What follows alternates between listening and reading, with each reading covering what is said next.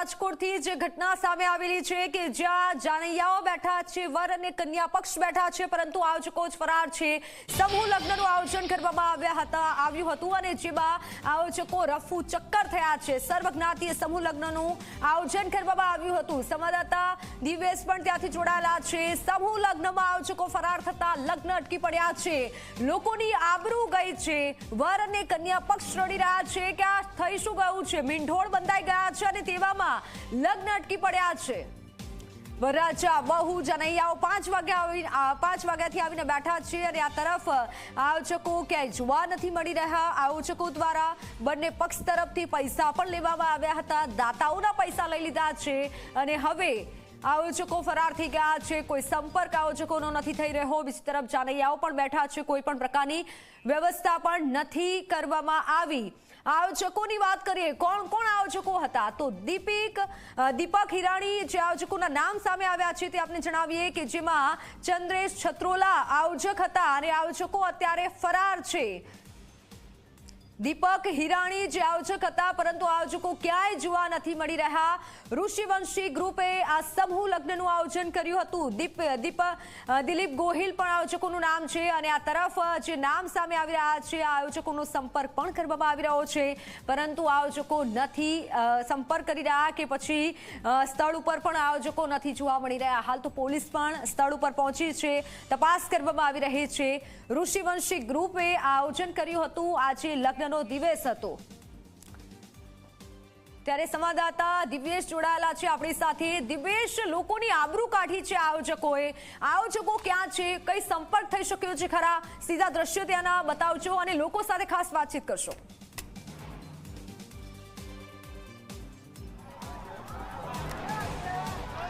ચોક્કસ મિત્તલ, આયોજકો છે તેઓ ગઈકાલ રાતથી જ પોતે બીમાર છે તે પ્રકારના બહાના છે તેઓ વોટ્સઅપના માધ્યમથી આપી રહ્યા છે।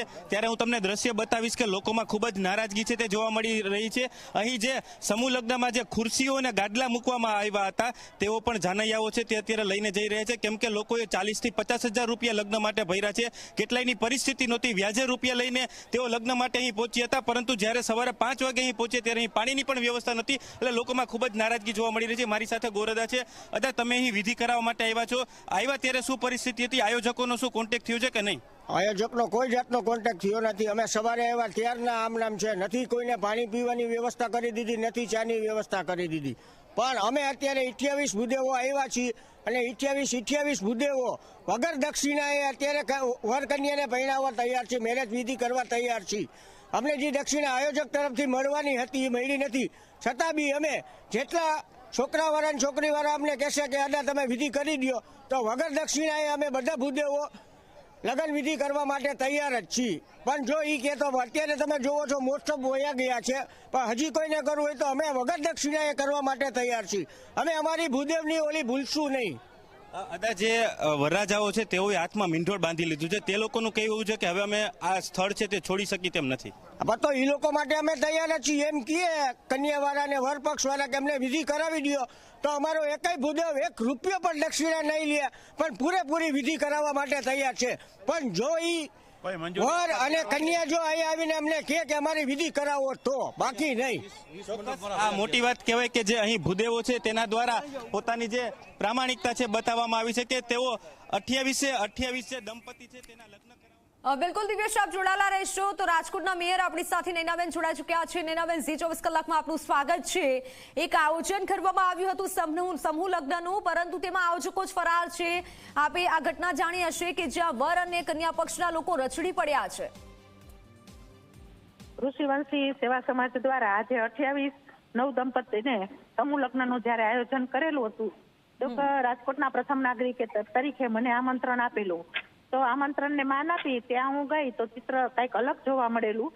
મંડપ પણ બાંધેલો છે, આ ભૂદેવો પણ તૈયાર હતા, એટલે કોઈ એવો કંઈક બનાવ બન્યો હશે કે કમિટીના આયોજકો છે ત્યાંથી ફરાર થઈ ગયા હતા અને તરત મેં પોલીસ તંત્રને જાણ કરી અને પોલીસ પણ પોઝિટિવ વિચારની સાથે જોડાયેલા છે। એને પણ કીધું કે બેન ચિત્ર શું હતું? મેં કે હકીકત આ છે। એને પણ કીધું કે નવદંપતિ જયારે પ્રભુતામાં પગલા પાડવા જઈ રહ્યા હોય ને આ ચિત્ર એના માટે ને આ દ્રશ્ય બહુ ખરાબ કહેવાય, આપણે આમાં એક પહેલ કરી અને આપણે એ દીકરીઓના લગ્ન કરાવવા માટે એક આયોજન કમિટી બનાવી અને ભોજનની વ્યવસ્થા પણ કરીએ.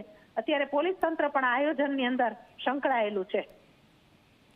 બિલકુલ, પરંતુ નૈનાબેન, અડધા તો જાનૈયાઓ ઘરે પરત પણ જતા રહ્યા છે, વરપક્ષવાળા પણ જતા રહ્યા છે, કારણ કે સ્વાભાવિક છે, કોઈ આયોજન થયેલું હોય તેની અંદર એના કોન્ટેક્ટ નંબર ને એવું તો હશે, પણ જે કાંઈ હશે અત્યારે પોલીસ તંત્રને મેં જાણ કરી છે અને એને પણ પોઝિટિવ રિસ્પોન્સ આપી અને જે કન્યા અને વરવધુ જે હશે એના પણ લગ્ન થઈ જાય એની તૈયારી પોલીસ તંત્રમાં પણ એને દર્શાવેલી છે. પણ આજે ને આજે મેરેજ લગ્ન થઈ જાય તેવો પ્રયત્ન રહેશે. આજને આજ પોલીસ તંત્રને જાણ છે.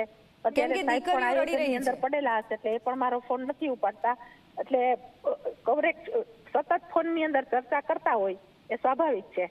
એટલે આ દ્રશ્ય તો પહેલી વાર મેં જોયેલું કે સર્વજ્ઞાતિ સમૂહ લગ્ન હોય એનું આયોજન કરેલું હોય પણ આયોજકનો ક્યાંક ને ક્યાંક પ્રશ્ન કાંઈ હશે તો આખું તંત્ર છે એ આ જગ્યા છોડીને જતું રહ્યું. બાકી આયોજન કરેલું હતું, મંડપ બાંધેલો હતો, ભોજન વ્યવસ્થાના મંડપ અલગ હતા, લગ્ન મંડપ અલગ હતા, મહેમાનોને આમંત્રણ આપેલું હતું, સોફા પણ ત્યાં હતા. એ દ્રશ્ય મેં જોયું. પણ ટૂંક સમયની અંદર કંઈક બનાવ બન્યો હશે એટલે આયોજકની ટીમમાં મનદુખને કારણે કંઈક પ્રશ્ન થયા હશે. જી નૈનાબેન, આભાર ઝી 24 કલાક સાથે જોડાવા બદલ. તો આપણી સાથે મેયર જોડાયેલા હતા, ત્યારે સ્થળ ઉપરથી મારી સાથે સંવાદદાતા ગૌરવ દવે પણ જોડાઈ ચૂક્યા છે. ગૌરવ, મેયર દ્વારા કહેવામાં આવ્યું છે કે પ્રયત્ન રહેશે કે જે પણ જાનૈયાઓ આવેલા છે અને જે પણ લગ્ન માટે વર અને વધુ હતા તેમના આજે લગ્ન કરાવવામાં આવશે, એટલે કે આ એક સારી વાત કહી શકાય કે આજના દિવસે લગ્ન થઈ શકે.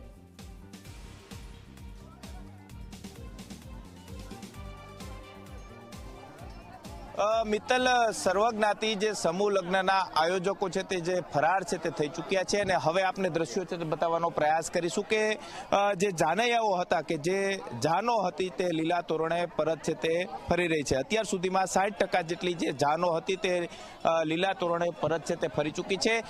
ગઈકાલે રાત્રે જે આયોજકો હતા તેમની વચ્ચે માથાકૂટ છે તે થઈ અને ત્યાર પછી જ આ સમૂહ લગ્નની અંદર આજ સવારથી જ એક પણ આયોજક છે તે આવ્યો નથી. 30 થી 35,000 રૂપિયા જેવી રકમ છે તે ભરી હોવા છતાં પણ જે તમામ જે જાન છે, જે ગોર મહારાજ છે, તમામ લોકો છે તે ઉપસ્થિત હતા, પરંતુ ક્યાંક જાનૈયાઓ છે તે અહીંથી ફરાર છે તે થઈ ચૂક્યા હતા.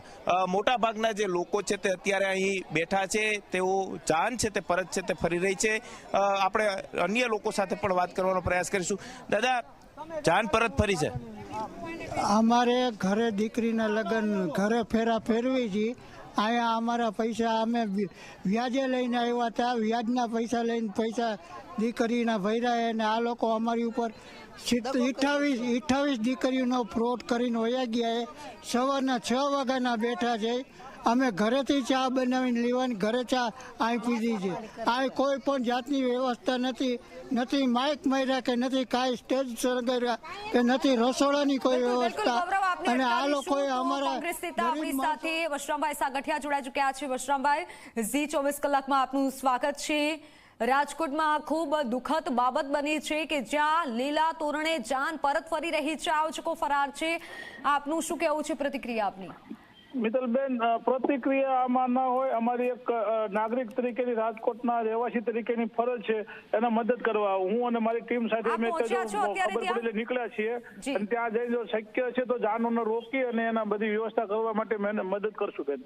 હા, એટલે આપના તરફથી મદદ કરવામાં આવશે, કારણ કે મેયર દ્વારા પણ કહેવામાં આવ્યું છે કે લગ્ન આજના દિવસે થઈ જાય તેવો પ્રયત્ન કરીશું. કોણે એવું કીધું છે? રાજકોટના મેયર દ્વારા કહેવામાં આવ્યું છે.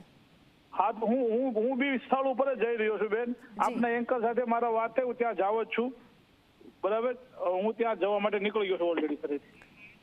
બિલકુલ, પરંતુ આયોજકો સામે કેવી કાર્યવાહી થવી જોઈએ? આજના દિવસે લગ્ન થાય તો ખૂબ સારી વાત કહેવાય, પરંતુ આયોજકો આવું કઈ રીતે કરી શકે? મારી દ્રષ્ટિએ કાર્યવાહી ફરિયાદ થાય પછી કરશે, પણ અત્યારેની ઇમરજન્સીમાં એવું કે જે જાનો આવી હોય એ દીકરીઓ વિલા મોઢે પાછી ન જાય એના માટેનો પ્રયત્ન કરી અને એને અત્યારે લગ્ન કરાવવા જોઈએ. એ રાજકોટના નાગરિક તરીકેની ફરજ બજાવવી પડે. લોકો સવારના 5 વાગ્યાથી આવી ગયા, જાનૈયાઓ આવી ગયા હતા અને આ તરફ આયોજકો નથી, એટલે આ ખૂબ દુઃખદ, રાજકોટ માટે ખૂબ દુઃખદ બાબત કહી શકાય. જાનૈયાઓની આબરૂ કાઢી છે બાબત છે અને આ શરમજનક બાબત